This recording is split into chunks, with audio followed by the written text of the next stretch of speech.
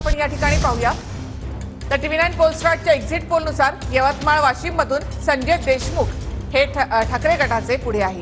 Exit पोलनुसार यवतमाळमधून Thackeray गटाचे संजय देशमुख हे आघाडीवर दिसतात तर शिंदे गटाच्या राजश्री पाटील या पिछाडीवर जाताना दिसतात। ऐनवेळी उमेदवार बदलण्यात आलेला होता। भावनाताई गवळी या विद्यमान खासदार होत्या पण त्यांच्याऐवजी राजश्री पाटील यांना ऐनवेळी उमेदवारी देण्यात आली पण त्या सध्या पिछाडीवर दिसतात। ठाकरे गटाचे संजय देशमुख हे सध्या आघाडीवर दिसतात। पुन्हा एकदा आपण उदय सामंत यांच्याकडे जाऊयात। उदय सामंत, जिथे ठाकरे आणि शिंदे गटातल्या उमेदवारांमध्ये लढत आहेत तिथेच बरोबर फटका बसताना दिसतो। या एक्झिट पोल तरी असंच सांगतायत की शिंदे गटाचे उमेदवार तिथेच पिछाडीवर जात आहेत।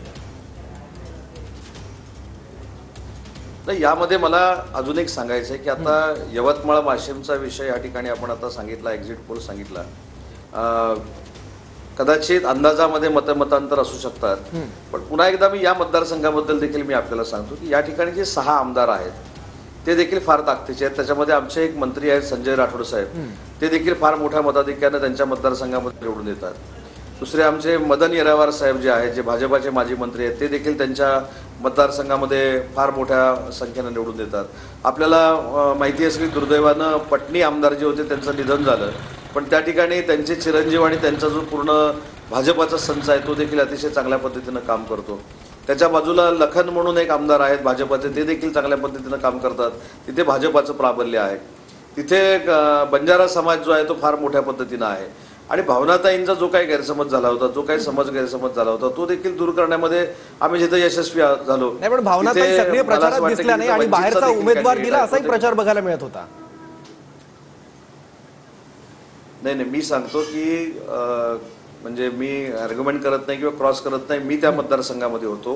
भावनाताईंना पहिल्यांदा भेटायला मीच गेलेलो होतो। त्यामुळे भावनाताई अतिशय त्यांच्या कार्यकर्त्यांसकट सक्रिय होत्या। त्यांचा देखील जो पॉकेट बेल्ट आहे त्यांनी अतिशय चांगल्या पद्धतीने तिथं काम केलेलं होतं आणि पूर्ण महाराष्ट्रामध्ये राजसाहेबांच्या मनसेची ताकद देखील आमच्या महायुतीबरोबर होती।